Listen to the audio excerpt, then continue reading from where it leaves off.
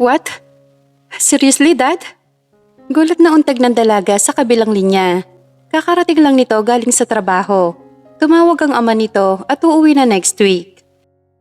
Ngunit sa pag-uwi ng ama, kailangan meron na itong may pakilalang boyfriend o fiancé ang dalaga. Of course, I'm serious. Adili, 28 ka na. Panahon na para maging masaya ka. Pero Dad, masaya naman ako eh. Kahit walang love life, ang mahalaga mapapangalagaan ko ang ating kumpanya.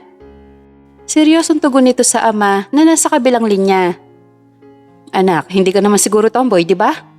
Tanong naman ng ama nito.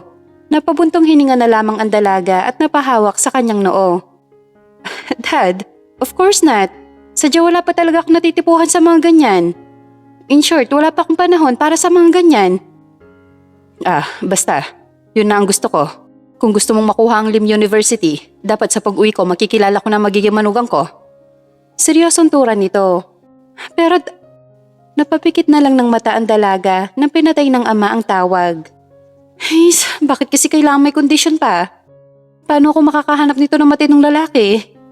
Stress na bulong nito sa kanyang sarili. Agad na itong tumayo at kumuha ng tubig. Kailangan niya na talaga maghanap ng lalaking matino upang may pakilala agad sa ama nito. Subukan ko na lang kaya sa social media. Muling sambit nito at nagsimulang maghanap. Ngunit wala pa rin itong mahanap. Mahalaga ang Lim University dahil yon ang paaralan ng ina nito na matagal nang namayapa. Hindi pa ito lubos na ibibigay sa dalaga dahil meron pa nga itong kondisyon. At yon ay ang paghahanap nito ng lalaking ipapakilala sa kanyang ama. Kinabukasan, parang isang zombie na si Adeli na makita nito sa malaking salamin ang malaking eyebags nito. Halos wala itong sapat na tulog dahil sa kakahanap ng lalaki sa dating app. At lahat na yata na-download niya na, ngunit wala pa rin siyang natitipuhan. Hey, kasalanan talaga to ng daddy eh. Inis na bulong nito sa kanyang sarili at nag-umpisa na mag-ayos dahil meron pa itong meeting sa mahalagang kliyente nito. Inis itong pumasok sa kanyang kotse. Kaya nagtatakang tumingin sa kanya si Mang Nestor, ang kanyang personal driver. Bakit para kayong binagsakan ng langit at lupa dyan, ma'am? Ay naku, Mang Nestor. Uuwi si daddy next week. Talaga, ma'am? Aba, makahingi nga ng pasalubong. Masayang sambit ni Mang Nestor at nagsimula na itong buhayin ng makina. Pero ma'am, bakit ka nakasimangot? Di ba dapat masaya ka? Uuwi na ang daddy mo. 4 na taon din siya roon sa Spain. Muling sambit nito. Meron kasing kondisyon, Mang Nestor. Gusto niya meron akong ipapakilala sa kanyang boyfriend. Seryosong tugon ng dalaga. Naku, yan ang mahirap. Pero ma'am, imposible naman kung wala ka na pupusuan. Sa ganda mong yan. Seryosong sambit ng matanda. Bumuntong hininga na lang ang dalaga. Saka na ito sumandal at nag-isip ng paraan para masolusyonan ang kanyang problema. Mang Nestor, shortcut na lang po tayo. Baka kasi malito ako sa meeting ko ngayon. Napaka-traffic ng dinadaanan natin. Sambit nito sa matanda. Tumango naman ito bilang sagot. Hindi maiwasang mapatingin si Adeli sa mga magagandang tanawin sa labas. Maraming puno ang dinaraanan nila at walang gaanong sasakyan. Naku.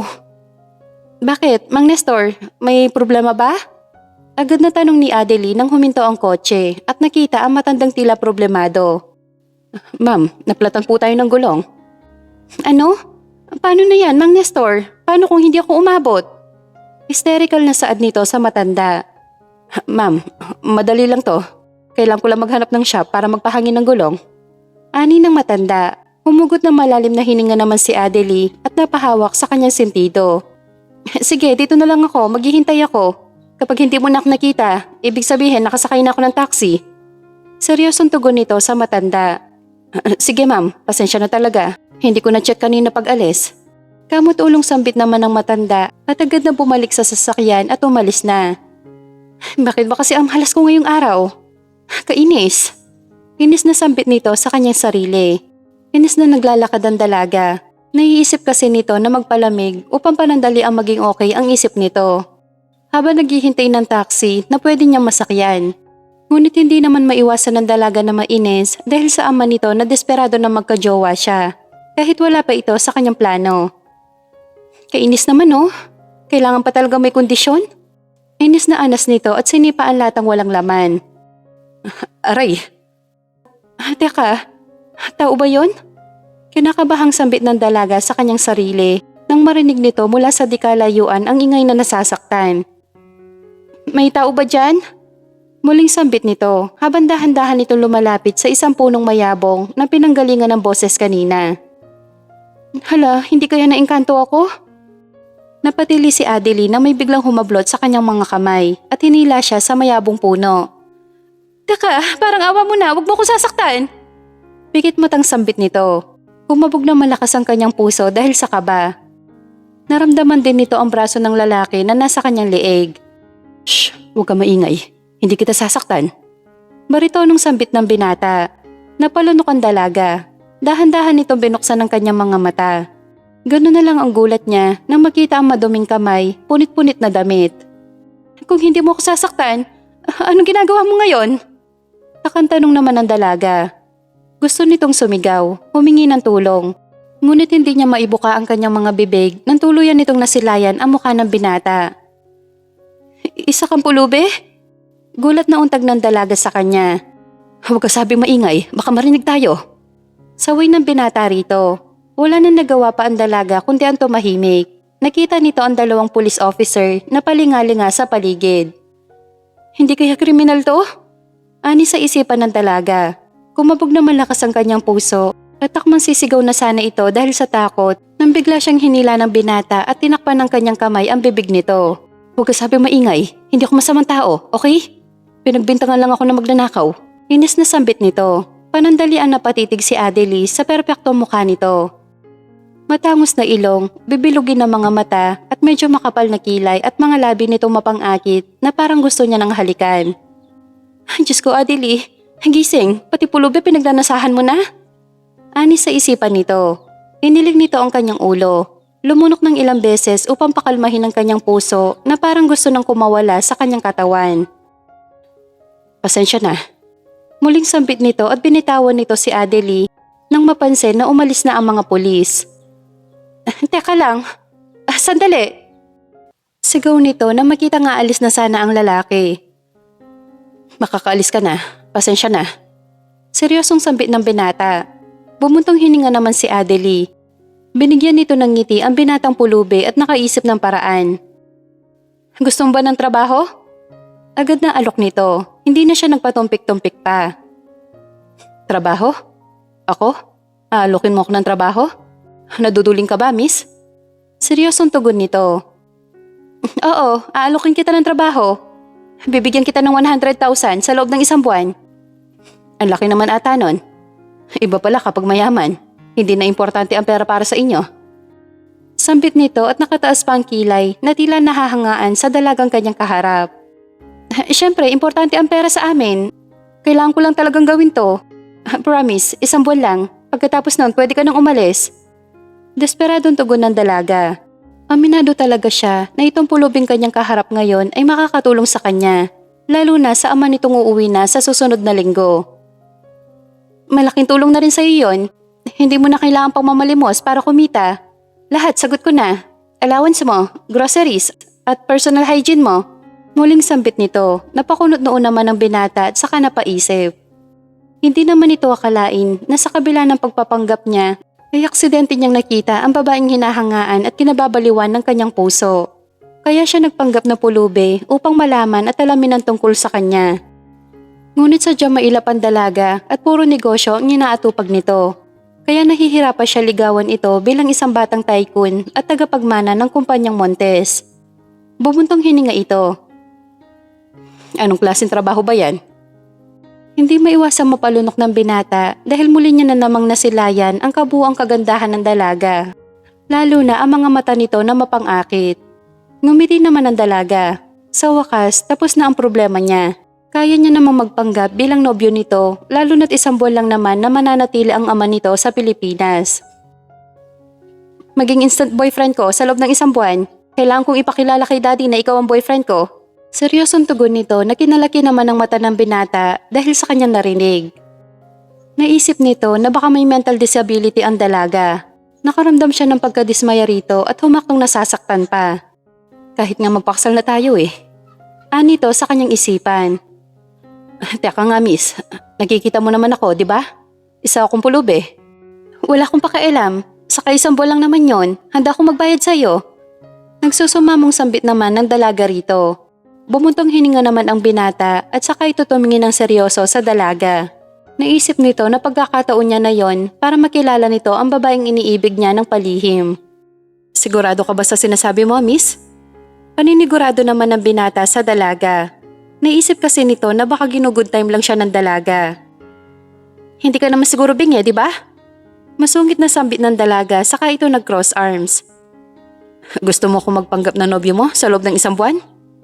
Tila hindi ito makapaniwala, sabay turo sa kanyang sarili. Ngunit merong saya sa kanyang puso at napapaisip na baka sakali sa isang buwan na pagpapanggap ay mauuwi sa totoong nararamdaman. Oo, sabihin mo lang kung hindi sapat ang 100,000. Sabihin mo lang para alam ko kung magkano talaga ang gusto mo. Tugon naman ang dalaga sa kanya. Bakit ako pa? Nakikita mo ba ako? O sadyang gusto mong mapahiya ka lang sa ama mo? Gusto talaga siyang usisahin ng binata upang malaman na hindi nga siya nagbibiro. Ano ba? Masyado ka bang choosy? Oo, hindi lang naman ang gusto ko marinig. Naiinis na tugon ng dalaga rito at inayos ang kanyang sarili na makita sa di kalayuan ang kanyang kotse. Ano, papayag ka ba? O hindi? Muling sambit nito sa binatang tila malalim ang iniisip. Bumuntong hininga naman ito at tumayo ng matuwid, saka seryosong tinitigan ang maamumukha ng dalaga. Sige, payag ako.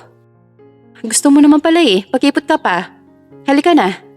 Palihim na nakangiti ang dalaga, saka huminto si Mang Nestor sa kanyang harapan. Ano? Isasama mo na ako? Teka, wala namang ganyan. Gulat na untag ng binata. Ito na ata ang babaeng nakatagpo niyang napaka-bossy. Ngunit palihim din itong natutuwa dahil sa dalaga. Dami mong arte. Sakay na. Doon ko na ibibigay ang rules na dapat mong gampanan at sundin. Seryosong tugon naman ng dalaga. Wala nang nagawa pa ang binata kundi ang pumayag na sumakay. Napapagod na rin siya maglakad at tumakbo dahil sa pinagkakamalan siya magnanakaw sa palengke. Makalipas ang isa't kalahating oras, dumating na rin sila sa kanyang penthouse. Doon nananatili ang dalaga kapag may problema. Minsan, nagpapahinga upang mabawasan ng stress nito sa kumpanya. Oh, ayan ang kontrata. Kailangan mong pirmahan yan at ibibigay ko na ang kalahating sweldo mo. Agad na bungad ang dalaga sa kanya at tinapon sa harap ng binata. Marunong ka naman siguro magbasa, no? Dagdag nito habang naka-cross arm sa harap ng binata. Oo naman, kahit papano marunong din ako magbasa. Seryosong tura nito at agad kinuha ang papel na bigay ng dalaga.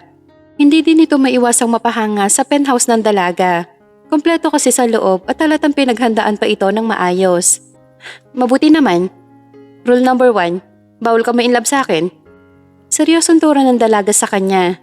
Napaismid naman ng binata at tila nasasaktan at bigla sumimangot ng palihim. Sa tingin mo ba magugustuhan kita? Kahit pulubi ako, marunong din ako maghanap ng babaeng para sa akin. Kunwaring sagot nito upang hindi mahalata ng dalaga na apektado siya rito. Wawa, choosy ka pa. Sa ganito kong to? Huwag ka mag-alala, the feeling is the same. Sambit naman ng dalaga rito. Hindi niya maiwasang makaramdam ng inis. Hindi niya akalain na ang pulubi na bingwit niya ay medyo matalas at walang preno ang kanyang bibig. Rule number 2, dapat sweet tayo kapag nandyan tayo sa harap ng daddy ko. Make sure na mapaniwala natin siya na mag-on talaga tayo. Yun lang ba? Sus, basic yun sa akin. Naiiling na tugon naman ng binata. Bigla naman napalunok ang dalaga nang maalala na hindi pa pala nito alam ang pangalan ng binata. Teka nga, nagkasama na tayo sa kotse. Nandito ka na sa penthouse ko, pero hindi mo pa sinasabi ang pangalan mo. Aba, malay ko ba sa'yo? Masungit na sambit nito. Napapikit na lang ang dalaga at hindi alam kung ano ang gagawin. Kung itutuloy pa ba nito ang pagkuha sa pulubi. Okay, ako si Adelina Gomez. But you can call me Adeli for short. Frank Montes. Maikling tugon nito at tinuon ang pansin sa kanyang kontrata. Napabuntong hininga naman ang binata at napapatango.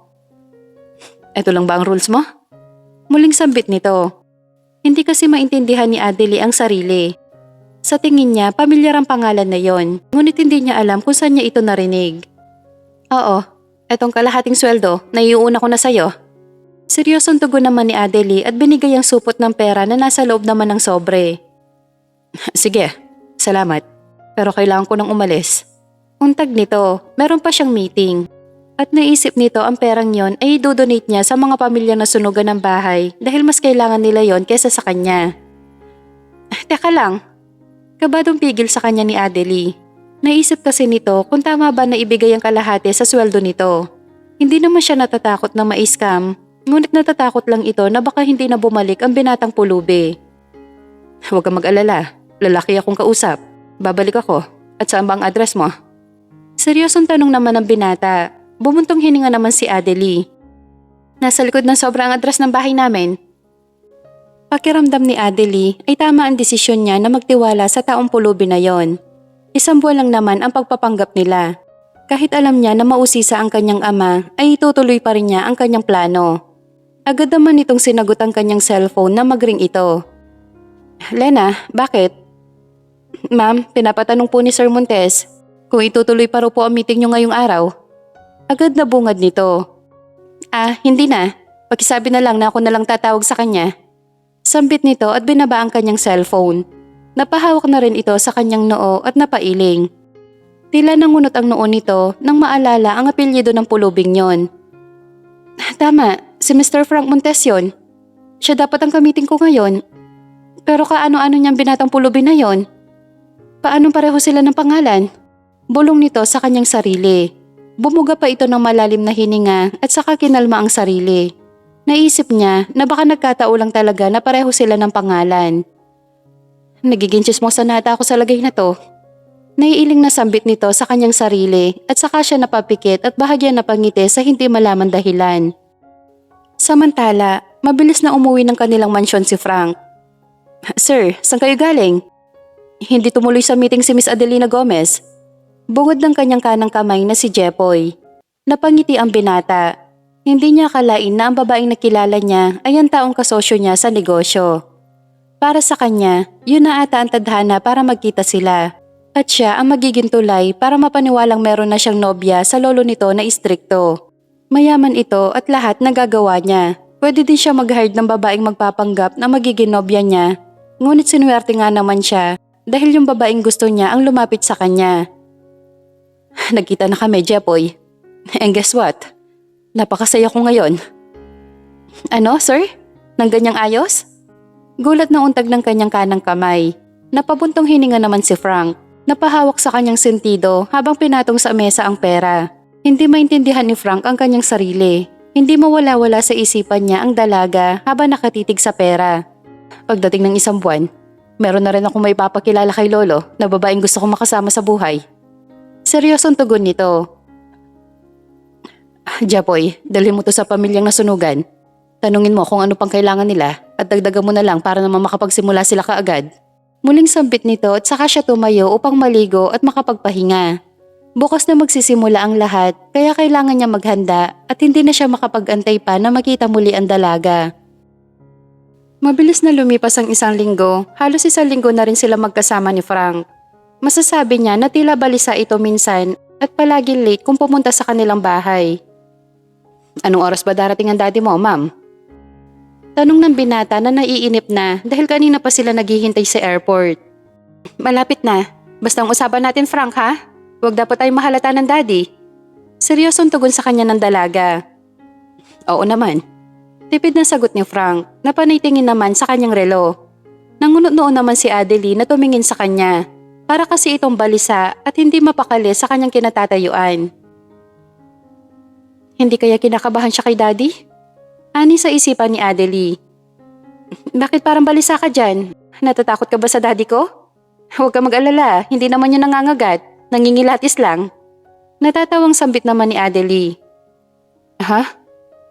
Gulat naman na untag ng binata rito. Iba kasi ang bumabagabag sa isipan niya. Yun ay ang text ng kanyang kanang kamay.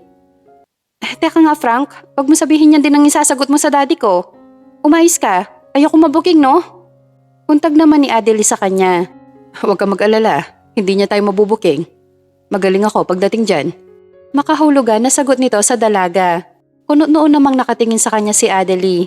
Misteryoso pa rin ito sa kanya. Dahil na rin sa magaling itong manamit ngayon. Hindi niya may pagkakaila na sobrang matipuno nito at hindi niya akalain na sa ganong postura ay isa siyang pulubi. Bakit mo pala kailangang magpanggap sa kanya?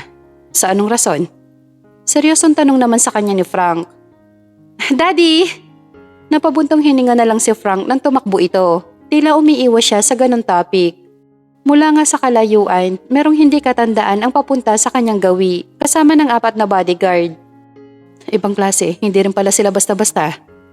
Ani sa isipan naman ni Frank at medyo nakaramdam siya ng kaba dahil sa matanda. Ngayon niya lang ito nakita sa personal.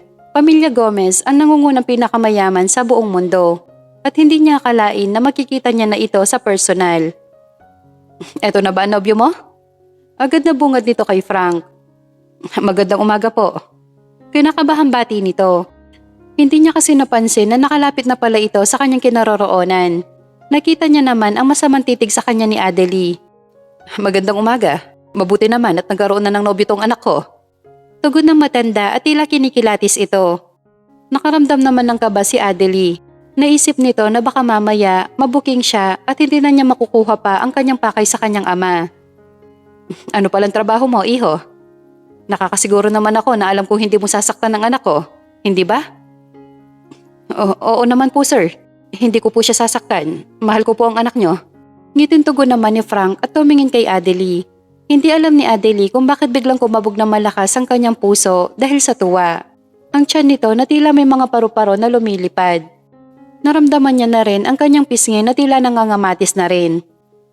Shit, bakit ba nararamdaman ko to? Ano ba, Adelie? Drama lang yan, huwag kang magpapadala dyan.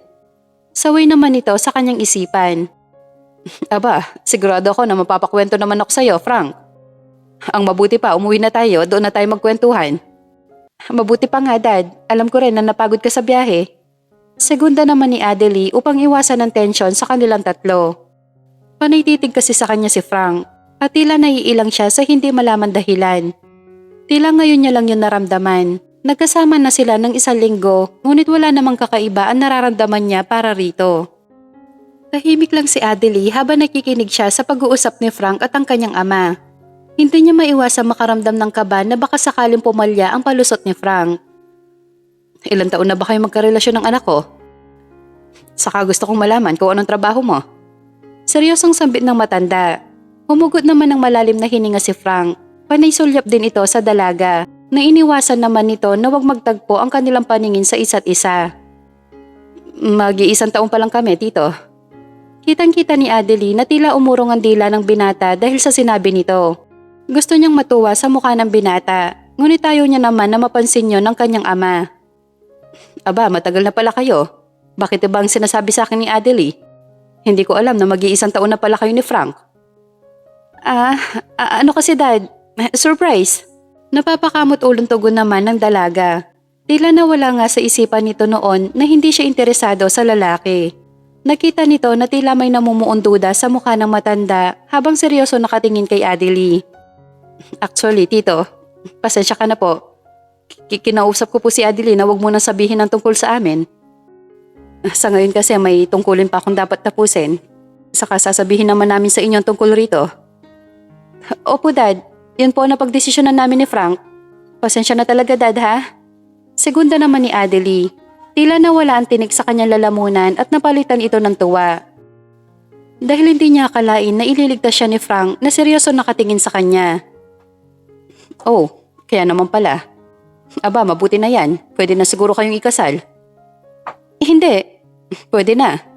Gulat na untag ng dalawa, ngunit napatakip naman ang bibig si Adelie. Tinignan niya nang may pagtataka ang binata at halos hindi ito makapaniwala dahil sa sinambit nito. Anong sabi mo, anak? Bakit naman hindi? Magkasintahan na kayo at mag-1 taon na. Nagtatakang tanong naman ng matanda. Naku, tito, baka marami lang siyang iniisip. Kaya kung ano na lang ang nasasabi niya. Palusot pa sana ni Frank sa kanya. Ngunit seryoso ito nakatingin sa kanya. Hayaan mo siya magpaliwanag sa akin, Frank.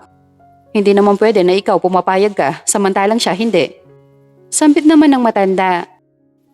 Hindi alam ni Frank ang mararamdaman doon. Pakiramdam niya, maaga siyang mabubuking. Nababahala siya na baka hindi nito makuha ang dalaga sa 1 buwan.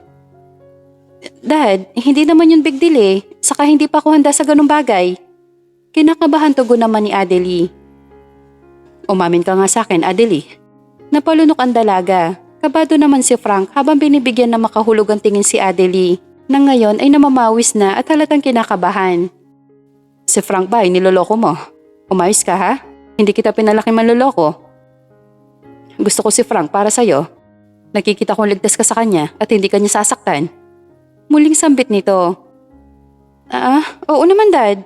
Pangako hindi po. Kamot-ulong tugon naman ni Adelie. Nakaramdam siya ng hiya sa binata. Hindi niya rin alam ang gagawin nito kung sakaling malaman ng ama nito ang buong katotohanan. Baka masaktan siya at magalit ito sa kanya.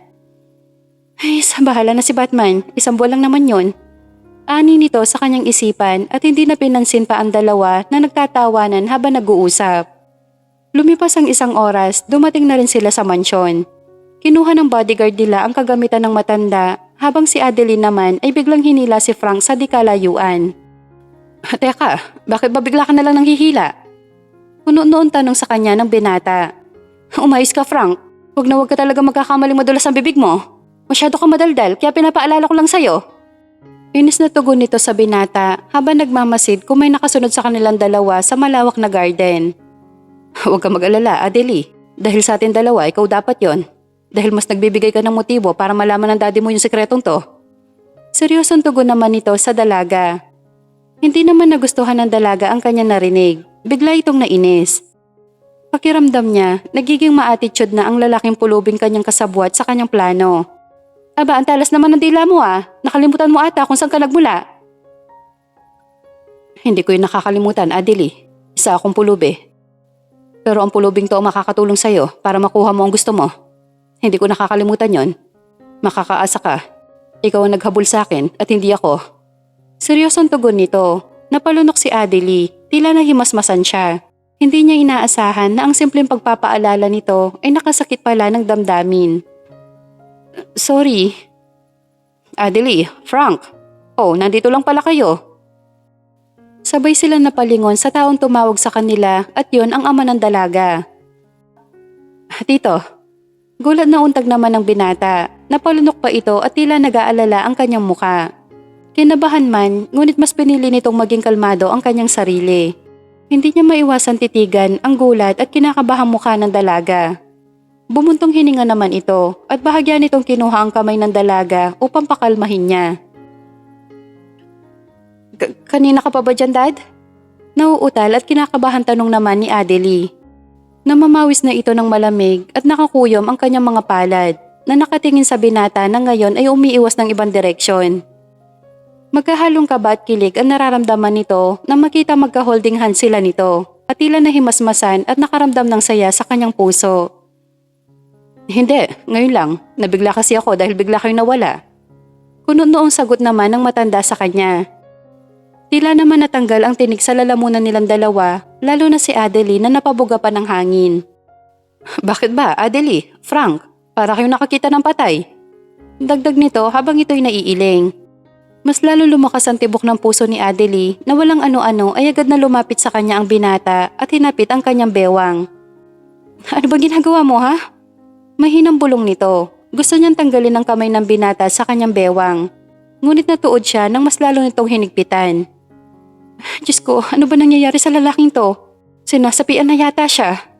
Ani sa isipan naman ng dalaga. Pasensya na tito. Namiss kasi ako agad ni Adelie, kaya niya ako dinala rito. Ngiting sambit naman ng binata. Aba, alam ko na yan. Sus, anak mana ka talaga sa akin. Ganyan din ginagawa ko noon sa mama mo. Aba't hindi nyo kailangan magtago sa akin, alam ko na yan. Natatawan tugon naman ng matanda na kinakunot noon naman ni Adelie. Ang alin, Dad?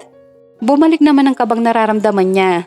Napalunok pa ito ng ilang beses at hindi na pinansin pa ang kamay ng binata sa kanyang bewang.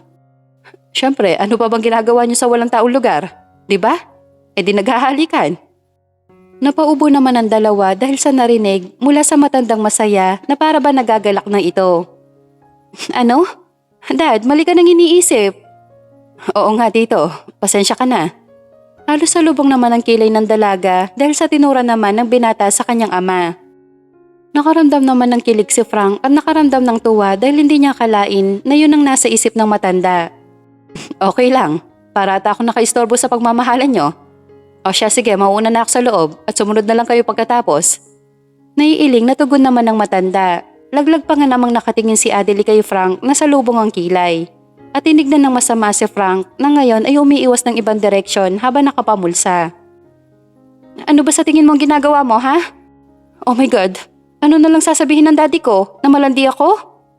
Galit na singhal nito kay Frank. Hindi yon. Ginawa ko lang yon para hindi tayo mabuko. Saka hindi naman yung big deal eh. Drama lang yon. Ang sabihin mo, nananadya at nananansing ka. Wala sa usapan natin yon. Na pati sa paghahalikan na sinasabi mo. Kamot ulong untag ng dalaga na tila nai-stress. Bumuntong hininga naman si Frank. Napangiti pa ito ng palihim at saka ito seryosong humarap sa dalaga. Anega talaga ng isip mo. Hindi ko nga alam kung magtatagumpay tayo magpanggap sa isang buwan. Seryosong tugon nito. Napalunok naman si Adelie. Nakaramdam ito ng kaba dahil sa tinura ng binata. Naisip nito na baka nasaktan niya ang damdamin ng binata kaya gano'n na lang siya magsalita. Aha? Ibig ba sabihin may balak kang umalis? Naku, hindi pwede yon.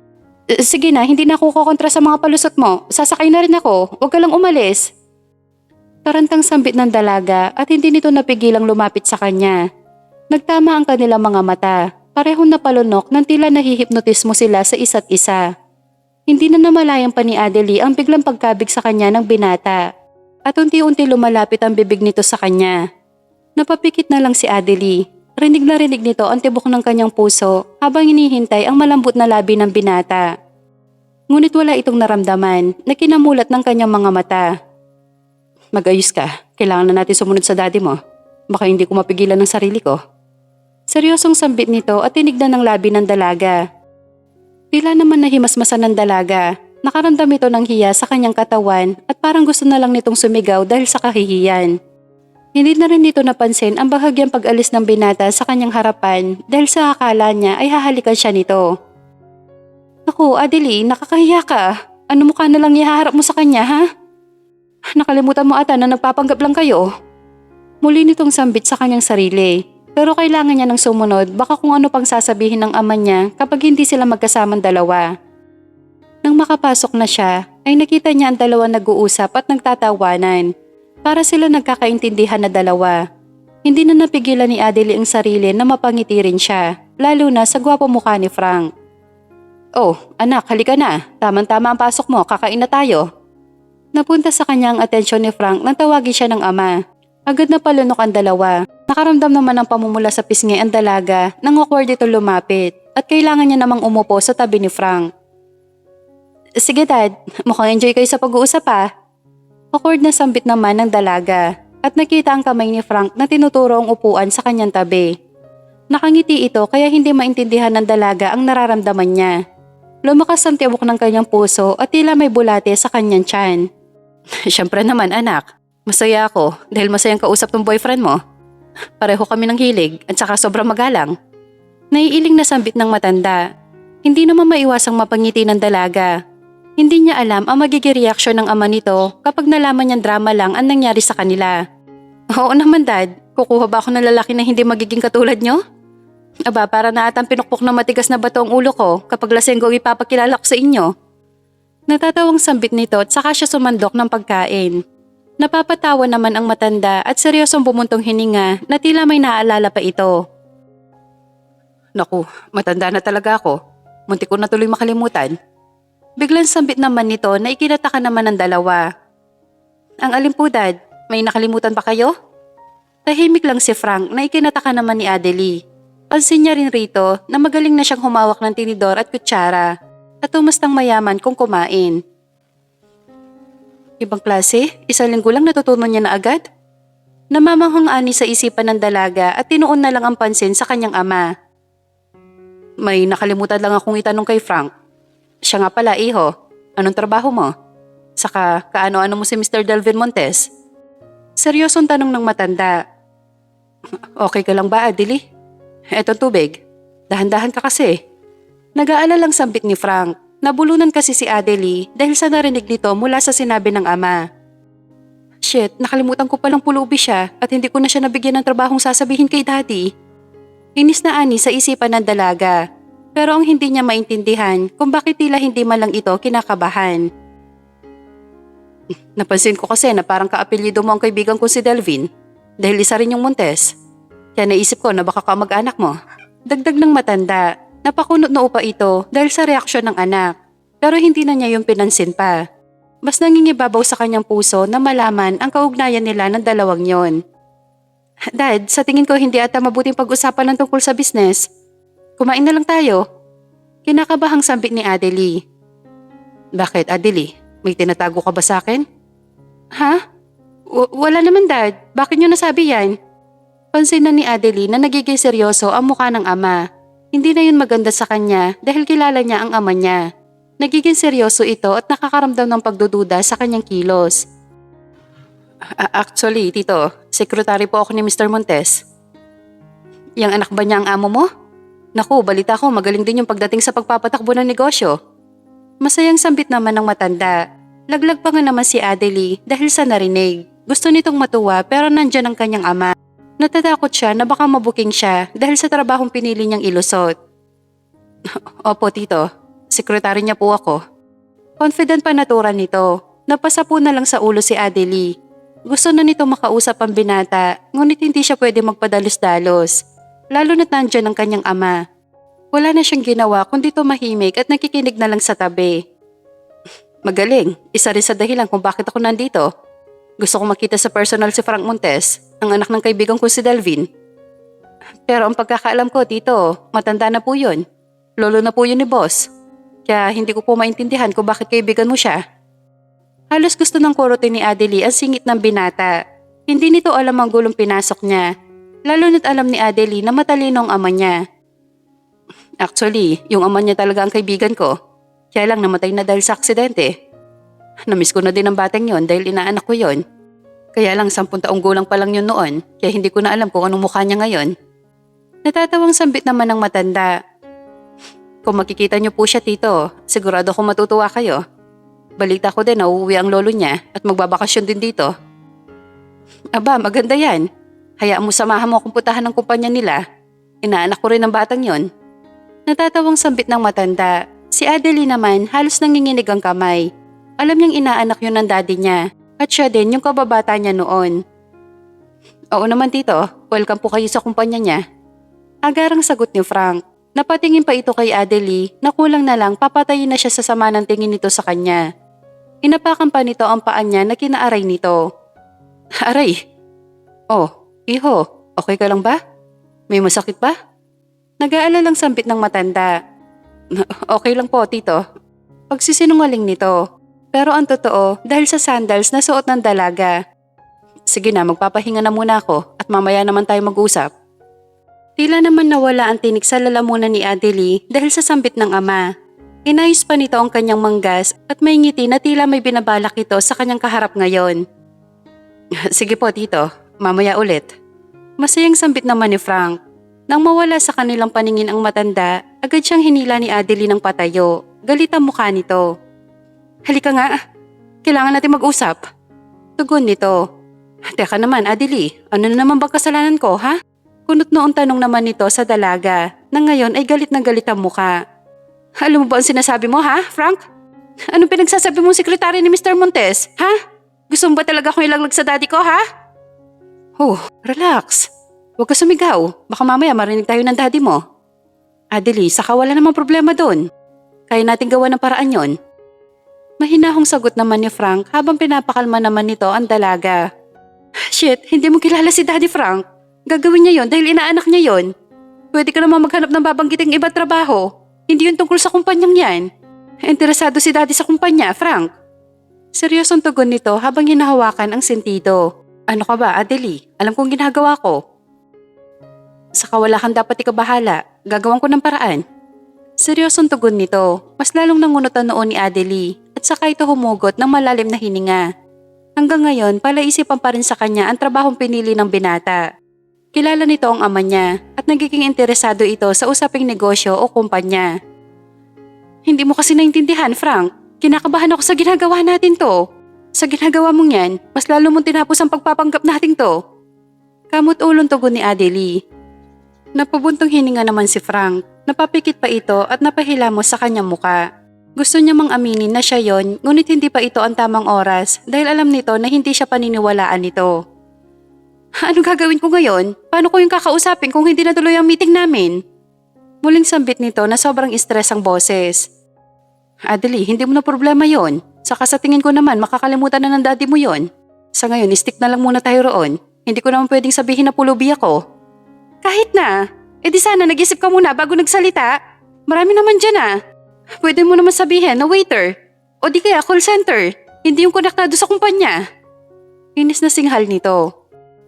Hindi talaga nito napipigilan ng sarili niyang magalit, lalo na't alam niyang dehado siya sa palusot ni Frank sa trabaho nito. Mas kilala ko ang daddy ko. Kung hindi lang dahil sa university na yon, hindi ko to gagawin eh. Dagdag nito sa naiinis na tono. Alam ko, pwede ko namang gawa ng paraan yon, Adelie. Hayaan mo lang ako. Pangako, kakayanin ko ipalusot yon. Tama na nga. Wala ka kasing alam, pulubi ka. Ako nang gumawa ng paraan. Lubos-lubusin mo na lang yung pagpapanggap mo. Total, 10 lang naman. Inis na tugon nito at iniwan si Frank. Napalunok at napatigil si Adelie nang ma-realize nito ang kanyang sinabi. Napahawak ito sa kanyang pusong sobrang lakas ng tibok. Shit, ano ba nangyayari sa akin? Panigurado nasaktan ko yun. Bulong nito at saka siya bumalik kung saan niya iniwan si Frank. Nagulat pa ito nang hindi na niya nakita doon. Labis na nagsisisi si Adelie sa kanyang sarili at narinig nito ang pagbukas-sara ng guest room kung saan pansamantalang natutulog roon si Frank. Lumapit ito at kakatok na sana pero pinangunahan siya ng kaba at takot. Dahil sa mga salitang binitawan nito, nasaktan niya ang lalaking nagpapabaliw sa kanyang puso. Gusto niyang humingi ng tawad dahil sa kanyang ginawa. Pero napapikit na lang ng kanyang mga mata at mas pinili niya na lang na umalis roon. Bukas na lang ako babawi. Sobrang na ata ang salitang binitawan ko. Ani sa isipan nito, saka na siya pumasok sa kanyang kwarto upang makapagpahinga na rin. Samantala, nakaramdam naman ng inis si Frank. Hindi niya akalain na maririnig niya yon mula sa babaeng minsan niya na ring inibig. Grabe ha? Hindi man lang inisip? Saka bakit ba ako nasasaktan? Hindi naman ako totoong pulubi. Inis na bulong nito sa kanyang sarili. Natatandaan niya na dahil sa kwento nila ng ama ng dalaga, ay naalala niya na isa rin pala si Adelina sa childhood friend niya at hindi nito maiwasang magkagusto dito noon. Dahil sa angking kagandahan nito, lalo na ngayon na dalaga na. Ay, bakit ba kasi nakalimutan ko yon? Si Ninong Alvin pala yon at nakalimutan ko siya kaagad. Muling sambit nito sa kanyang sarili at ginulo ang buhok nito. Si Frank ay nangulila sa kanyang mga magulang. Naaksidente ang kanilang sinasakyang kotse at parehong nasawi ang kanyang mga magulang. Siya lang ang nakaligtas at nagkaroon ng amnesia. Hindi niya akalain na pati si Adelina mawawala sa alaala nito at ang Ninong Alvin niya. Dinala kasi agad ito ng lolo niya sa Spain upang doon magpagamot at makalimutan ang nangyari sa mga magulang. Kung sa bagay, kahit magsungit ka pa dyan, hindi pa rin kita papakawalan, lalo na ngayon na minsan na kita nakalimutan. Sisiguraduhin ko talaga na magiging totoo ang pagpapanggap natin to, Adelina Gomez. Kinikilig na sambit nito at unti-unting pinipikit ang kanyang mga mata. Hindi pa rin nawawala sa kanyang isipan ang ngiti at galit sa mukha ng dalaga. Para natuloy siyang timang sa kakangiti habang tulog. Kinabukasan, maaga nagising si Adelie. Siya na nagluto. Gusto din kasi nitong bumawi sa kasalanan nito kay Frank. Wow, nagluluto pa lang isang Adelina Gomez. Mula sa likuran nito, narinig niya si Frank. Biglang kumabog na malakas ang puso ni Adelie. Tila natigilan din ito dahil sa tawag sa kanya ni Frank. Anong sabi mo? Gulat na untag nito. Para kasi sa kanya, iisang tao lang ang tumatawag sa kanya noon at yun si Frankie. Bakit? Adelina, may problema ba sa sinabi ko? Pwede ba? Huwag mo akong tawaging Adelina. Hindi kita binigyan ng permiso para yun ang itawag mo sa akin. Inis na sambit nito. Pinakaayaw niya na may ibang taong tumatawag sa kanya ng ganon dahil iisang tao lang ang kanyang pinapahintulutan niyang tawagin siya ng ganong pangalan. Wala namang problema doon ah. Sakang ganda kaya ng pangalan mo. Doon ako komportable. Pwede ba Frank? Tumigil ka na. Nakakawalang gana ka. Huwag na huwag mong itatawag sa akin yon. Galit na sigaw nito na kinagulat naman ni Frank. Tinapon pa nito sa sahig ang suot na apron at inis itong tumingin kay Frank. Namumula din ang mata nito na tila babagsak na ang luha nito. Wala kang karapatan na tawagin akong Adelina. Si Frankie lang ang pinapahintulutan ko noon. Muling sambit nito at iniwan siyang tulala dahil sa gulat. Hindi niya alam kung matutuwa o masasaktan siya. Lalo na't ang Frankie na sinasabi ng dalaga ay siya. Sobrang tanga niya dahil nagawa niyang kalimutan ang babaeng crush niya. Sa tingin ko naalala na naman niya ang kababata niya, kaya ganoon na lang ang galit niya. Kayo pala, tito. Kamot ulong tugon nito. Kitang-kita ni Frank ang biglang paglungkot ng mukha ng matanda na agad naman niyang inayang magkape sa dining area. Isa sa dahilan kung bakit hindi ko siya tinatawag na Adelina, dahil ayoko maalala niya ang lalaking kaibigan niya noon. Malungkot na sambit nito. Si Frank Montes, ang kababata niya, yung amo mo, Frank. Kaya siguro naging kayo ng anak ko dahil pareho kayo ng pangalan. Dagdag nito at humigop ng kape. May gusto po ba siya dun sa Frank na yon, tito? Wala sa sarili na tanong ni Frank. Masyado pa siyang bata noon, Frank. Pero alam ko merong halaga ang lalaking yun sa kanya. Hindi ko nga akalain sa edad niya. Ngayon lang siya nagkaroon ng lalaking ipapakilala sa akin. Buntong hiningang sabit ng matanda. Pero bakit po hindi niyo pinuntahan ng lalaking yon, tito? I mean si Mr. Montes. Dahil nalaman niyang wala na itong maalala at dinala ng lolo niya sa Spain para doon mamuhay. Kaya nakasanayan niyang Adelina lang ang pangalan niya, lalo na kung meron itong client. Hindi niya ginagamit ang pangalang Adelina. Seryosong tugon ng matanda. Sa kakalimutan mo na yon, ikaw na ang nobyo ng anak ko ngayon. Naisip ko rin na kausapin ko na lang ang boss mo kahit sandali lang. Para kahit papano makamusta ko naman ang inaanak kong yon. Naiiling na sambit ng matanda. Hindi maiwasang mapabuntong hininga ni Frank. Pangalawang araw niya pa lang sa pagpapanggap. Pero parang hindi na ata nito kakayanin pang ipaabot sa isang buwan. Lalo na kay Adeline na childhood crush niya pala. Oo nga, tito. Salamat po pala sa paalala. Saglit lang po at pupuntahan ko siya. Ngiting sambit nito. Kahit papano, nakasama ito ni Frank sa loob ng 1 linggo. Kaya alam niya kung saan madalas tumambay ang dalaga. Sabi ko na nga ba dito kita matatagpuan, Adeli. Baritonong tura nito kay Adeli. Nakakunot-noo pa ito nang mapansing may luha ang mga mata ng dalaga. Hindi niya maintindihan ang sarili at kusang gumalaw ang kamay nito. At pinunasan ng ilalaki nitong daliri ang kanyang luha. Tinawag ka lang na Adelina, umiyak ka na agad. Ako nga tinawag mong pulubi, hindi naman ako naiyak. Naiiling na sambit nito. Sira ulo ka talaga no? Hindi kita binigyan ng karapatan na tawagin ako noon, di ba?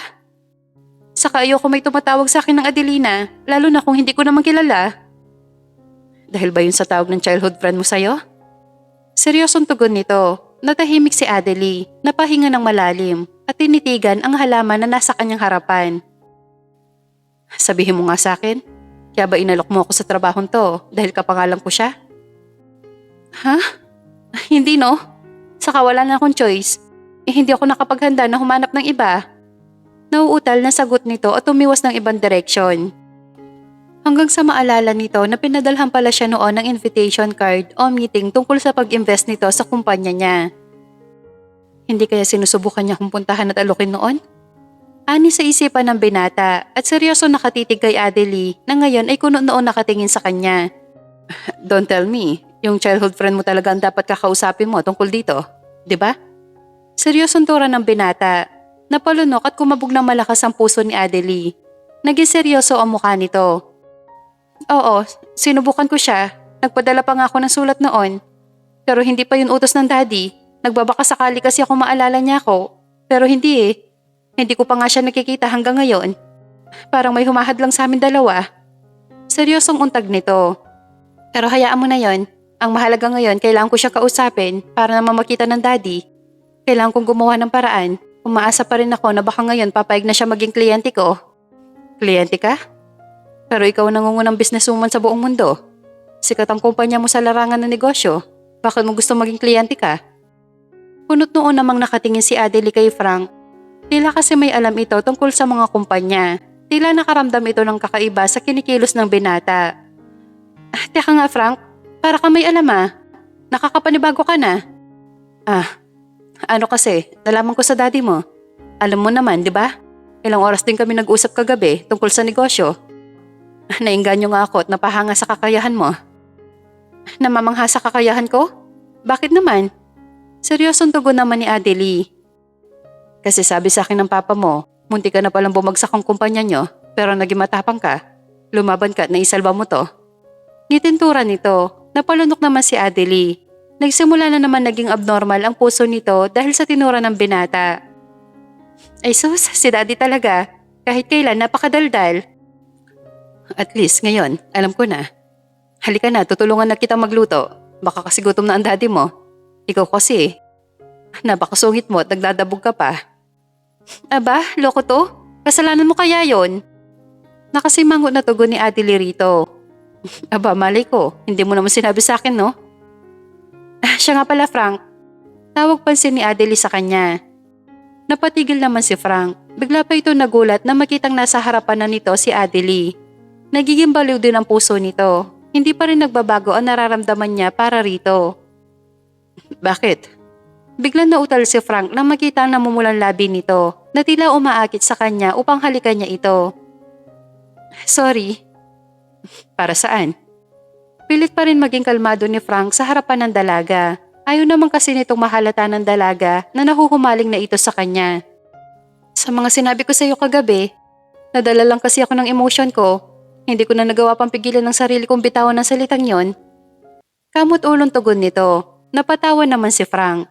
Tila nagugustuhan nito ang pamumula ng pisngi ng dalaga. Hindi niya akalain ang anak ng pangunahing businessman sa buong mundo, pinakamayaman at batang CEO, ay humingi ng sorry sa tulad niyang nagpapanggap lang na isang pulubi. Kalimutan na natin yon. Saka sa ngayon, pagkain na lang muna ang unahin natin. Kinikilig na sambit ni Frank at mabilis ang hakbang na pumasok sa loob ng kusina. Mabilis na lumipas ang isang linggo. Naging mas malapit na sa isa't isa sina Frank at Adelie. Ang ama naman nito na si Alvin ay gumagala sa mga naging kaibigan nito noong kabataan pa niya. Hindi akalain ni Adelie na ang simpleng tibok ng kanyang puso ay nauwi pala sa malalim na kahulugan. Natatakot lang itong aminin dahil alam niyang nasa kontrata nilang dalawa na bawal ang ma-inlove sa isa't isa. Adelina. Nakangiti naman si Adelie. Pinayagan naman nito si Frank na tawagin na lang siya sa kanyang totoong pangalan. Hindi niya nga alam, pero alam niya sa kanyang sarili na wala namang mali doon. Bakit? May ibabalita ka na ba sa mga Montes? Seryosong tugon naman ni Adelie dito at sumandal sa couch. May kailangan ka malaman, Adelina. Sa umpisa pa lang gusto ko nang humingi ng tawad sa'yo. Ha? Ano bang pinagsasabi mo dyan? Sinunibang ka na naman ba ng masamang espiritu? Natatawang sambit naman ni Adelie rito. Kitang-kita niya kasi ang seryosong mukha ng binata. Tila may sasabihin nga itong importante sa kanya. Hindi niya alam kung bakit siya nakaramdam ng kaba. Panahon na para malaman mo ang totoo. Saka ayoko na kasing ilihim pa sa iyo ang totoo. Kamot ulong tugon nito na tila nakukonsensya pa ito sa kanya. Ano bang totoong sinasabi mo, Frank? Tungkol saan ba yan, ha? Tungkol ba yan kay Daddy? Sunod-sunod na tanong nito. Hindi siya manghuhula para hulaan ang ibig sabihin ng binata. Pakiramdam niya kasi parang iba ang nararamdaman nito. Ang tungkol sa akin, tungkol sa pagkatao ko at sa totoong trabaho ko. Seryosong sambit nito. Nabigla pa si Frank nang tumawa naman si Adelie dahil sa sinabi niya. Nakakunot na upa ang binata dahil sa reaksyon nito. Anong tungkol sa'yo? Baliw, hindi ka naman siguro aswang, no? Saka alam ko na ang trabaho mo, di ba? Nakalimutan mo ata ang pulubi ka, Frank. Natatawang sambit nito. Napabuga naman ang hangin si Frank. Napakamot pa ito sa ulo at hinintay na lang na matapos na ang tawa ni Adelie. Totoo nga, Adelina. Hindi talaga ako Dad? Gulat na untag ni Adelie nang bumukas na malakas ang kanilang pinto. Doon pumasok ang matandang seryoso nakatingin sa kanilang dalawa. Nakaramdam ng takot at kaba si Adelie na seryoso lang ang mukha ng ama niyang naglalakad patungo sa kanilang kinaroroonan. Tito, dumating ka na pala. Sana tinawagan mo lang kami para masundo ka namin. Frank! Napasigaw si Adelie nang bumulagta sa sahig si Frank. Hawak ang kanyang putok na labi dahil sa lakas ng suntok ng ama nito. Talagang naghanap ka ng pulube para magpanggap, Adelina? Hindi kita pinalaking sinungaling! Galit ng sigaw ng ama ni Adelie. Doon na lumo si Adelie. Dinaluhan nito si Frank. Nakaramdam naman ng awa si Adelie sa kalagayan nito. Talagang ako pa ang niloloko mo? Nang dahil lang sa eskwelahan na yon? At ikaw, nagpanggap ka pa sekretary ni Mr. Montes? Isa ka lang din palang pulubi na palaboy-laboy lang. Dagdag nito at dinuro-duro si Frank. Dad, please, hayaan mo muna kami magpaliwanag. Dumapo ang palad na matanda sa pisngi ni Adelie. Nagulat ito at napahawak. Ngayon lang kasi siya nasampal ng kanyang ama. Pero naiintindihan niya naman yon dahil alam niyang galit ang ama nito sa kanyang ginawa. Tama na po, tito. Huwag niyo siya sasaktan. Kasalanan ko dahil hindi ko sinabi ang totoo tungkol sa akin. Wala na akong dapat malaman pa. Sapat na sa akin na pinulot ka lang ng anak ko. Ito ang tatandaan mo. Ayaw na ayaw kong makita muli ang pagmumukha mo sa pamamahay ko. Sigaw nito at hinila si Adelie. Dad, please, wag. Mahal ko siya, Dad. Umiiyak na sambit ni Adelie na kinatigil naman ni Frank. Masaya siya dahil narinig niya yon. Ngunit nalungkot siya dahil hindi nito nasabi ang katotohanan na siya si Mr. Montes. Nahihibang ka na ba, ha? Pati pulubay pinapatulan mo na? Aba, mag-isip ka, Adelie. Ano magiging kinabukasan mo sa kanya, ha? Galit na sigaw ng kanyang ama. Pero Dad, yun ang totoo. Mahal ko na siya. Wala ka na magagawa pa doon. Dahil yun ang sinisigaw ng puso ko. Umiiyak na tugon ni Adelie. Gusto pa nito lumapit kay Frank pero napigilan siya nang papasok na ang 3 bodyguard at sapilitan din kinuha si Frank. Mr. Gomez, pakiusap. Hayaan niyo ako magpaliwanag. Mahal ko din si Adelie. Halos maputol ang ugat sa leeg ni Frank nang walang pakundangan siyang hinila palabas. Daddy, ano ba? Bitawan niyo ako. Saan mo ko dadalhin? Pagpupumiglas ni Adelie nang hilain siya ng ama nito papasok sa kotseng nakaparada sa kanilang bahay. Aray! Reklamo naman ni Frank na walang alinlangan siyang tinapon sa labas ng gate. Ramdam nito ang mahapdi niyang tuhod at siko. Ikaw, bumalik ka na sa pinanggalingan mong manggagamit ka. Hindi mo na makikita pa ang anak ko. Galit na sigaw ng matanda kay Frank. Frank, tulungan mo ako. Dadalhin ako ni Daddy sa mga muntis na yon. Ano ba? Gumawa ka ng paraan. Sigaw ni Adelie nang paalis na ang kanilang sinasakyang kotse. Sumilay naman ang ngiti sa labi ni Frank. Hays, nagpupumiglas pa ako. Sa bahay ko rin pala kayo pupunta. Naiiling na bulong nito sa kanyang sarili at mabilis na naghanap ng taxi pa uwi. Samantala, hindi naman maiwasang mapasigaw ng dalaga nang sapilitan siyang ipasok sa loob ng malaking mansyon. Daddy, ano ba? Bitawan niyo ko, anong ginagawa natin dito? Takang tanong nito. Wala ka mapapala sa pulubing yon, Adelie. Saka alam ko mahal mo pa rin si Frank, di ba? Hindi yung pulubing yon, kundi yung kababata mo. Hindi na, Daddy. Si Frank na pulubing na ang mahal ko. Ano ba? Hayaan niyo naman ako maging masaya. Di ba yun ang gusto niyo? Bakit bigla ata nagbagong isip niyo? Dahil hindi ka nararapat doon. Seryosong tugon naman ng ama nito. Wala na nagawa pa si Adelie kundi ang umiyak na lang sa tabi. Habang pinuntahan naman ng ama nito, ang isang matandang nasa tingin niya ay nasa 75 anyos na ito. Oh, Alvin, yan na ba si Adelina? Opo, lo. Naku, lumaking maganda yung anak mo ah. Saka bakit siya umiiyak? Takang tanong ng matanda sa ama ni Adelie.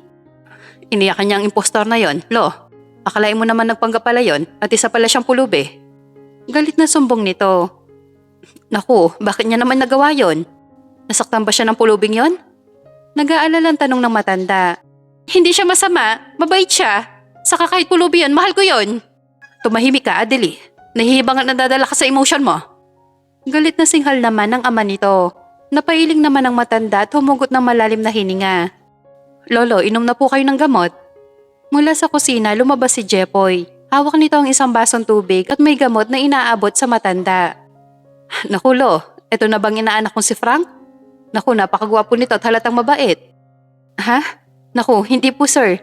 Mabilis na sagot naman ni Jepoy nang akma siyang yayakapin ng ama ni Adelie. Ano ka ba, Alvin? Hindi yan ang inaanak mo. Siya si Jepoy. Sekretary ng apo ko. Seryosong sampit naman ng matanda. Nalaman kasi ni Alvin ang katotohanan dahil sa nakita niya ang matanda sa isang restaurant. Doon ay nagkwentuhan sila at nalamang walang Frank Montes na sekretary ang apo nito. Kaya agad itong umuwi upang malaman ang katotohanan. Doon narinig nito mula sa labas ang salitang pulubi. Oh, ayan na pala siya eh. Teka, bakit parang may nambugbog sa apo ko? Gulat na untag na matanda. Ganun na lang ang gulat ni Alvin at Adelie na makita kung sino tinutukoy ng matandang apo niya na pumasok sa loob ng mansyon. Frank? Gulat na sambit ni Adelie. Nagsimulang umagos naman ang mga luha nito na makita niyang may sugat ito. Lolo, sigurado ba kayo na siya ang apo niyo? Baka namamalikmata lang kayo. Gulat na sambit ni Alvin. Ano ka ba, Alvin? Matanda na ako pero hindi ko makakalimutan ang apo ko. Siyang inaanak mo. Frank, anong ibig sabihin nito? Umiiyak na tanong ni Adelie rito.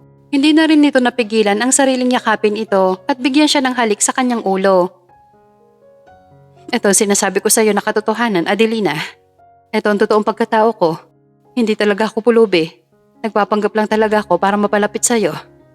Hindi ko naman nakalain na ikaw palang kababata ko noon. Kaya pala ibang nararamdaman ko sa iyo nang makita kita. Seryosong sambit nito. All this time kasama lang pala kita.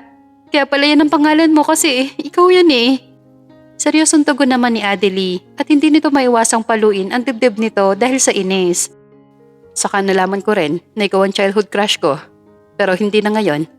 Seryosong sambit nito. Napalunok naman si Adelie. Tila nakaramdam siya ng lungkot doon. Kasi ngayon, mahal na kita. Handa na rin akong pakasalan ka. Yun ay kung papayag ang daddy mo. Naku, oo naman. Pasensya ka na sa inaasal ko kanina, Frank. Kung ikaw naman siguro sa kinatatayuan ko, gagawin mo din yon para sa kinabukasan ng anak mo. Bumutong hininga naman si Frank at saka itong ngumiti. Wala yon, tito. Ang mahalaga ngayon, alam nyo na ang totoo. Saka aaminin ko naman talaga eh. Kaya lang, dumating kayo kaya di ko agad nasabi. Okay na yon. Ang mahalaga ngayon, alam ko na. Nakala ko kasi tuluyan ka nang mawawala sa akin eh. Singit naman ni Adelie. Napailing na lang ang tatlo at nagtawanan. Hinawakan ni Frank ang mukha ni Adelie dahil may luha pa rin yon. Mahal kita, Adelina. Pasensya ka na kung nakalimutan ka man ng utak ko. Pero hindi ang puso ko na ikaw pa rin ang sinisigaw nito at minamahal. Mahabang lintanya nito at binigyan ng mabilis na halik si Adelie sa labi nito. Teka lang naman, Frank. Kahit inaanak kita, hindi mo pwedeng gawin sa anak ko yan, ha? Ano ka ba, Alvin? Hayaan mo na sila. Halika na nga, doon na lang tayo sa sala at mag-usap na lang sa kanilang kasal. Sumama ka na rin sa amin, Jepoy.